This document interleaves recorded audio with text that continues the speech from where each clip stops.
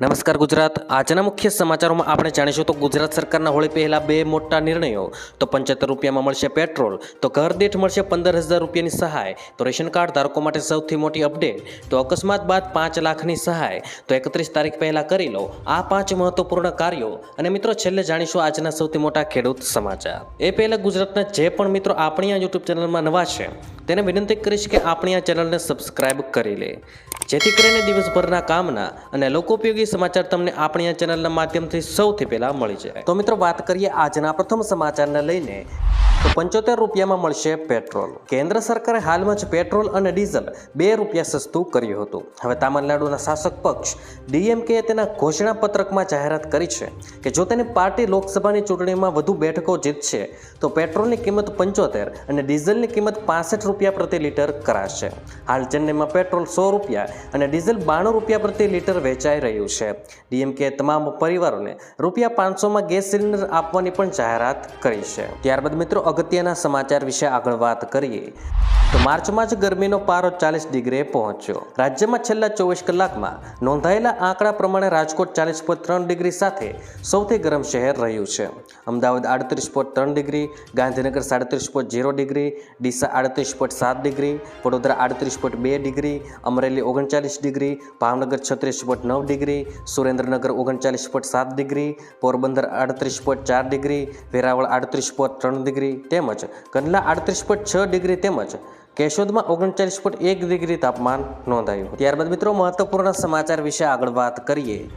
તો બેંકના કામો ઝડપથી પતાવી દેજો મિત્રો બેંકના કામો ઝડપથી પતાવી દેજો કેમ કે 23, 24 અને 25 એટલે કે 3 દિવસ હોળી શનિવાર અને રવિવાર બેંકો બંધ રહેશે જોકે ઓનલાઈન બેન્કિંગ અને એટીએમ સુવિધા ચાલુ રહેવાની છે આ સાથે 23મીથી 25મી માર્ચ સુધી શેર બજારમાં કોઈ કારોબાર નહીં થાય એટલે કે મિત્રો 23, 24 અને 25 એમ કુલ 3 દિવસ બેંકો બંધ રહેવાની છે જોકે મિત્રો ઓનલાઈન બેન્કિંગ અને એટીએમની સુવિધા ચાલુ રહેશે અને મિત્રો સાથોસાથ 23થી લઈને 25મી માર્ચ સુધી શેર બજાર પણ બંધ રહેવાનું છે એટલે મિત્રો તમે એમાં રોકાણ કરી શકશો નહીં ત્યારબાદ મિત્રો અગત્યના સમાચાર વિશે આગળ વાત કરીએ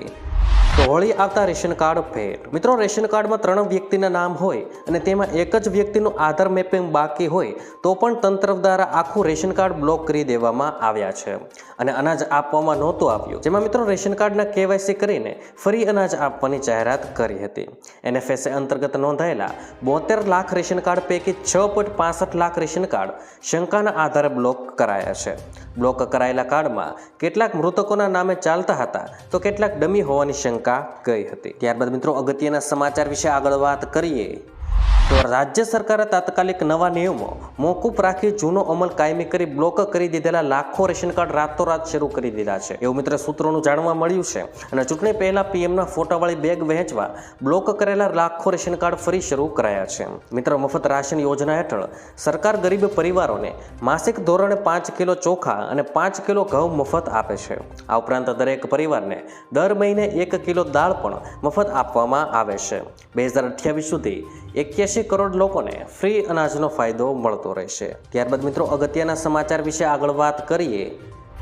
તો અકસ્માત બાદ 5 લાખ રૂપિયાની સહાય મિત્રો માર્ગ અકસ્માતમાં ઘાયલ થયેલા લોકોને સમયસર સારવાર આપવા માટે કેન્દ્ર સરકાર નવી યોજના લાવશે માર્ગ અકસ્માતનો ભોગ બનેલાઓને 5 લાખ સુધીની મફત તબીબી સારવાર આપવામાં આવશે આ અંગે ચંદીગઢમાં એક પાયલોટ પ્રોજેક્ટ શરૂ કરવામાં આવ્યો છે કેન્દ્રએ કહ્યું છે કે પ્રોજેક્ટના પરિણામોના આધારે આ યોજના સમગ્ર દેશમાં લાગુ કરવામાં આવવાની છે અકસ્માતના દિવસથી 7 દિવસ સુધી મફત સારવાર આપવામાં આવે છે ત્યારબાદ મિત્રો અગત્યના સમાચાર વિશે આગળ વાત કરીએ તો ચૂંટણી કાર્ડ વગર મત આપી શકશો જો મિત્રો તમારી પાસે ચૂંટણી કાર્ડ નથી તો ચૂંટણી પંચે ઘણા દસ્તાવેજો જણાવ્યા છે જેની મદદથી તમે તમારો મત આપી શકો છો જેમાં મિત્રો Aadhaar card driving licence MNREGA card સરકારી સેવા કાર્ડ પાસપોર્ટ ફોટો ચોંટાડેલું પેન્શન કાર્ડ આરોગ્ય વીમા card smart card photo passbook અને સત્તાવાર ઓળખથી કાર્ડમાં કોઈ પણ કાર્ડ તમે બતાવીને તમારો મત આપી શકો છો ત્યારબાદ મિત્રો મહત્વપૂર્ણ સમાચાર વિશે આગળ વાત કરીએ તો ગુજકેટ પરીક્ષાની હોલ ટિકિટ ડાઉનલોડ કરી લો મિત્રો રાજ્યમાં ગુજકેટની પરીક્ષા માટે હોલ ટિકિટ ડાઉનલોડની પ્રક્રિયા શરૂ થઈ ગઈ છે મિત્રો જણાવી દઈએ કે 31 માર્ચે ગુજકેટની પરીક્ષા યોજાનાર છે વિદ્યાર્થીઓએ હોલ ટિકિટ સાથે ઓળખનો પુરાવો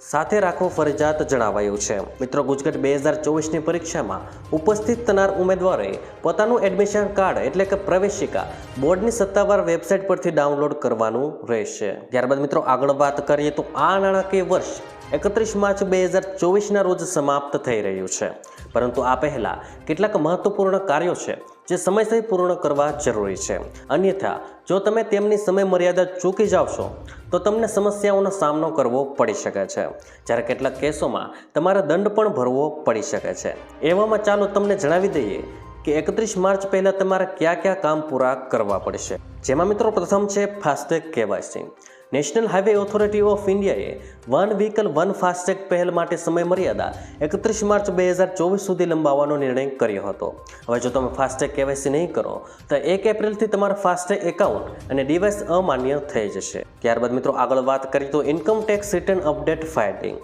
નાણાકીય વર્ષ 2020 અને 21 માટે અપડેટેડ આવકવેરા રિટર્ન ફાઇલ કરવાની છેલ્લી તારીખ 31 માર્ચ 2024 છે। આ દરમિયાન તેઓ રિટર્ન ફાઇલ કરી શકે છે જેઓ અગાઉ નાણાકીય વર્ષ માટે તેમનું રિટર્ન ભરવાનું ચૂકી ગયા હોય કે તેમની આવકના એક ભાગની જાણ કરવાનું ચૂકી ગયા હોય અથવા અગાઉ ફાઇલ કરતી વખતે ખોટી આવકની વિગતો પ્રદાન કરી હોય તો મિત્રો તમારે અપડેટ કરી નાખવું જોઈએ। ત્યારબાદ મિત્રો આગળ વાત કરીએ તો કર બચાવવા માટે રોકાણ। મિત્રો, આવકવેરા રિટર્ન ભરવાનો સમયગાળો એપ્રિલથી શરૂ થઈ જશે। જો તમે નાણાકીય વર્ષ 2023 અને 24 માટે જૂની ટેક્સ સ્કીમમાં રિટર્ન ફાઇલ કરી રહ્યા છો તો તમારે તમારા રોકાણ પર ટેક્સ છૂટનો દાવો પણ કરી શકો છો। તમે 31 માર્ચ પહેલાં તેમાં રોકાણ કરીને આવકવેરો બચાવી શકો છો। ત્યારબાદ મિત્રો આગળ વાત કરીએ તો જીએસટી કમ્પોઝિશન સ્કીમ। હાલના જીએસટી કરદાતાઓ નાણાકીય વર્ષ 2024 અને 25 માટે જીએસટી કમ્પોઝિશન સ્કીમ માટે 31 માર્ચ સુધી અરજી કરી શકે છે। ચોક્કસ ટર્નઓવર ધરાવતા લાયક વ્યવસાય કરદાતાઓ આ યોજના માટે અરજી કરી શકે છે। મિત્રો, કેટલીક વિશેષ શ્રેણી હેઠળ તેની કિંમત 75 લાખ રૂપિયા કરવામાં આવી છે। તો મિત્રો, આજના દરેક સમાચાર અહીં કામના પૂર્ણ થાય છે। આપને કહેવા લાગ્યા એ કોમેન્ટ બોક્સમાં જણાવી દેજો, અને વિડીયો કામનો લાગ્યો હોય, સમાચાર ઉપયોગી લાગ્યા હોય તો મિત્રો આ વિડીયોને એક લાઇક કરી દેજો, જેથી કરીને અમને પ્રોત્સાહન મળતું રહે અને દરરોજના ખેડૂતને લગતા, હવામાનને લગતા અને ગુજરાતમાં પળે પળના સમાચાર મેળવવા માટે ગુજરાતની આ ચેનલ તાતની વાતને સબસ્ક્રાઇબ કરી લેજો, જેથી કરીને ગુજરાતની દરેક અપડેટ્સ તમને મળતી રહે। તો મિત્રો, હું મળીશ તમને આવતીકાલે નવા સમાચારો સાથે અને નવી માહિતી સાથે। ત્યાં સુધી મિત્રો મને રજા આપશો। ધન્યવાદ।